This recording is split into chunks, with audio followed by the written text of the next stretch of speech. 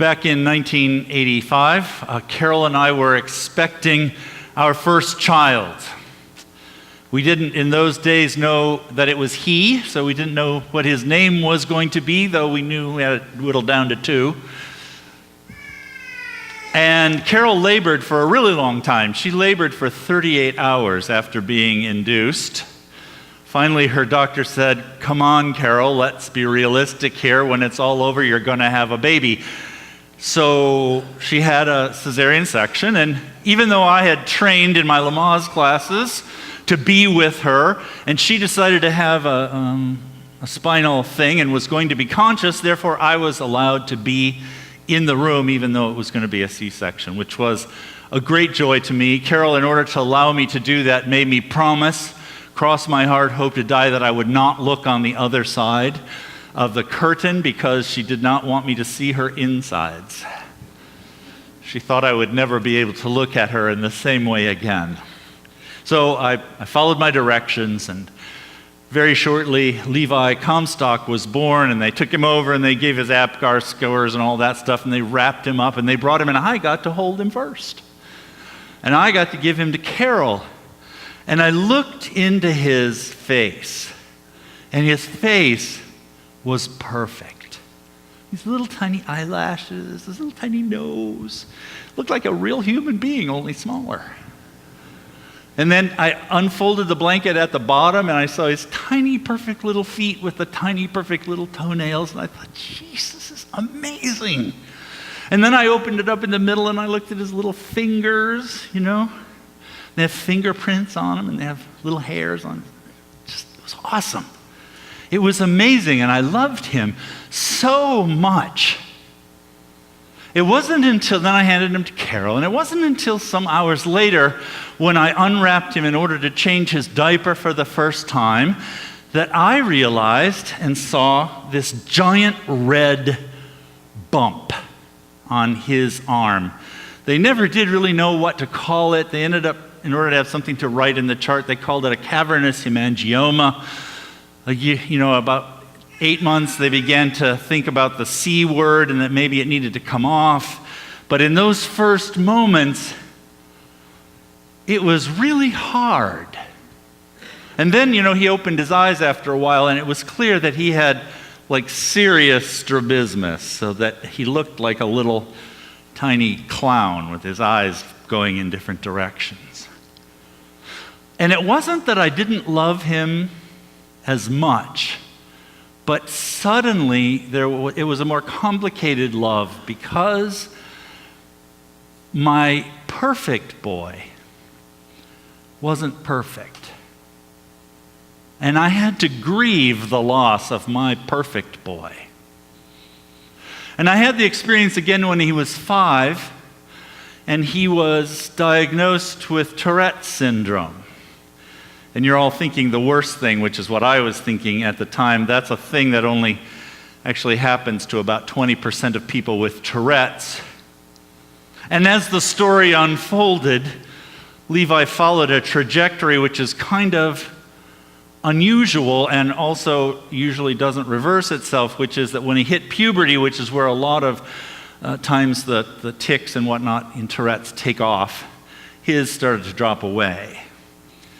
And if you know him and you know what to look for, he still has them, but they're very mild and very subtle, and Carol and I felt like we dodged the bullet, but it was another moment when we had to grieve the loss of our perfect boy. And it took a while to figure out that our perfect boy still was perfect. Just perfect in ways that we did not understand at the moment. Being a parent is an intense kind of love. It's a physical thing. But being a human being, when you mix it up with news that's bad as well as good, it's a complicated thing, and it's a difficult thing. But I want to remember back to that first moment, the first moment they put your child in your arms and you looked at him or her and you thought, "Oh my God, I'm in love. I helped make this person. It's an intense feeling. And then over the course of a childhood and an adulthood, there's all kinds of complications and difficulties and conflicting emotions involved, but that person is still connected to you in ways that you can't even imagine. So then fast forward 30 years. We got the word that Roy was born, and it was in the middle of the night. No more sleeping was to be done, so we got up, packed our bags, and before the sun came up, we were on the road to Minnesota to meet him. So he was far less than 24 hours when somebody finally put this boy into my arms. And you all know me well enough at this point to know that I kind of like babies, you know. It's pathetic, I get that. But I make googly eyes at Lucas and Sylvia and others, and I can't help myself because I like them. So when people said I was going to be a grandfather and it was going to be this great thing, I said, oh yeah, I like kids. I love my kids. I'm looking forward to being a grandparent.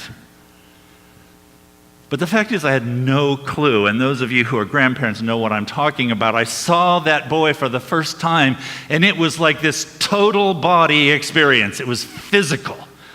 It was emotional. It was mental. It was spiritual. I saw this child, and I knew from the moment I held him in my arms that I would gladly step in front of a bus for that boy. No question about it. And they had to fight me to get him out of my arms and let his grandmother hold him. But you look at those newborns. You've all had this experience. Even when there's somebody else's baby, they pull the best of you out. They pull the part of you that wants to protect, the part of you that wants to teach, the part of you that wants to protect and guide and play and love. You know that intense feeling, and if you're a grandparent, you really know that intense feeling. And even when a baby turns out not to be perfect, you quickly learn that in fact, they are perfect, that your understanding of what perfection meant was faulty. So keep that experience in your head for just a minute and reflect on the passage that Dirk read from the first letter of John. And think of it in the context of Sylvia's baptism. See what love the Father has for us, that we are known as the children of God. Now, we've all heard that, that we're children of God. We've heard that all our lives, right? And we know that means that God loves us. But I want you to think about the intensity of that love when you are holding an infant, especially one that's connected and related to you. The intensity of that feeling. And then reflect on the passage from 1 John. See what love that our Father has for us, that we are known as the children of God. It's God who is the one who goes all Google-eyed over you, who is a total pathetic mess when he looks at you because he just thinks you're awesome. That is the nature of the love that God has for us. Now, as you know, I have nothing but respect for our Baptist brothers and sisters.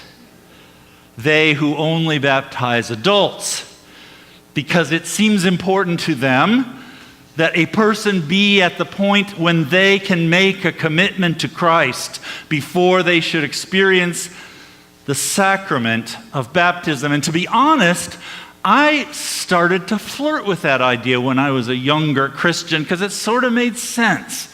You should be at the point where you can make a commitment to Christ before you were baptized. But at some point I began to realize that baptism isn't about my commitment to Christ. Baptism is about Christ's commitment to me. Paul says that while we were yet sinners, Christ died for us. Before we even knew which end was up, Christ died for us. Before we could even get started on any serious sinning at all, like Sylvia and Lucas and Roy and Joan, Christ had already died for us. Infant baptism is such a powerful symbol for that. That before we were even beginning to emerge as individual human beings, God was already head over heels in love with us. That God was already silly in love with us. That God was already tickly in love with us. That God could not take his eyes away from us. Baptism of infants is the symbol of God's sovereign love and care for us, and of our childhood of God. So when in the baptism liturgy you are asked to remember your own baptism, even if you were too small to remember your baptism, the point of that is for you to imagine yourself as the helpless and beautiful and perfect infant being held in the arms of God and being tickled under your chin by the God who created the universe. That is an awesome statement, a radical statement about the nature of God's love. See what love God has for us, that we are called the children of God. The love that was manifested in the life of Jesus Christ. A love that was manifested in his teaching and his healing and his leading of us. A love that was manifested in his willing to suffer the cross for us. A love that is manifested in Christ's ability and power and willingness to suffer everything, not only in order to save us, but to destroy the very power of death itself, to separate us from that pathetic, helpless love that God has for his creatures. When Jesus is on the beach with his disciples, he reminds them of where he has been and what he has been willing to do and the reason why he was willing to do it. And then he commissions them to go out into the world and share the reality that there is a God of unlimited power and glory and awesomeness, who created the entire universe, but who also holds his children in his arms and stares down at them in helpless love. That is a powerful message. That is the heart of the gospel. And that is the task and the mission into which we just inducted Sylvia without her permission. We invited her into this family. We promised our love and our support. And we enlisted her in the army of Jesus Christ, an army of soldiers who walk out into the world to share the indescribable love of God. What we just did was really important, really powerful, really significant. It wasn't just a cute thing in the life of one family. It was a statement about the universe and how it works. Thanks be to God.